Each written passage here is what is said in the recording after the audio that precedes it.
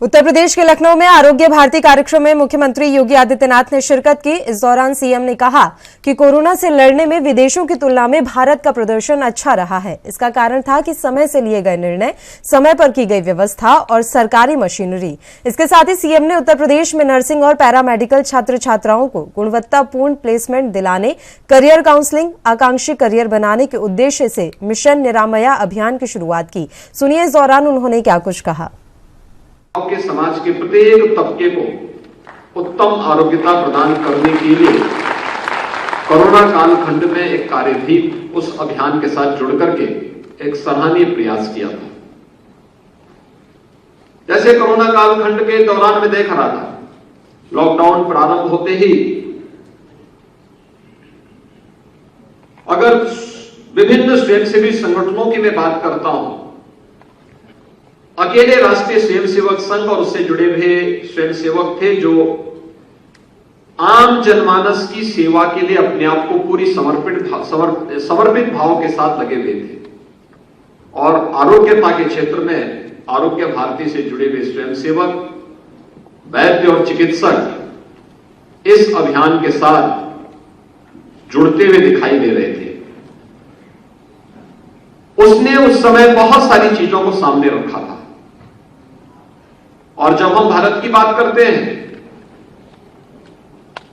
तो स्वाभाविक रूप से हमारे मन में बात आती है कि कोरोना में भारत का परिणाम दुनिया के किसी भी अन्य देश की तुलना में बेहतर कैसे रहा। ये सबके सामने है कि आदरणीय प्रधानमंत्री मोदी जी के नेतृत्व में समय से लिए गए निर्णय और समय पर की गई व्यवस्था के साथ साथ पूरे देश के अंदर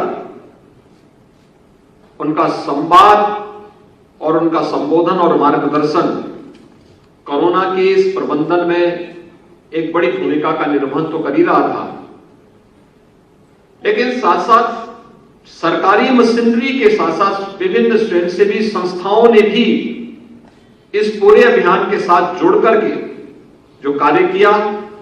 दूसरा, भारत की जो हमारी जीवन पद्धति है, इस जीवन पद्धति ने भी प्रत्येक नागरिक को बचाने के लिए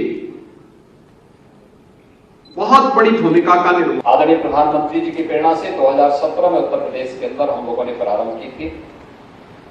सभी क्षेत्रों में उत्तर प्रदेश के विकास के लिए, उत्तर प्रदेश के उत्थान के लिए और नए भारत के, नए उत्तर प्रदेश के निर्माण के लिए जिस अभियान को आगे बढ़ाया था, उसी कड़ी का हिस्सा है मिशन निरामया।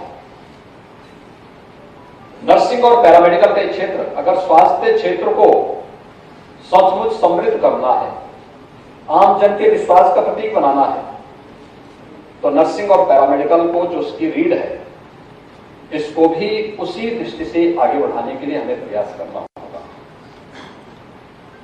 ये क्षेत्र एक प्रकार से उपेक्षित था और उपेक्षित होने के बहुत सारे कारण थे। एक, लोगों की भ्रांत धारणाएं।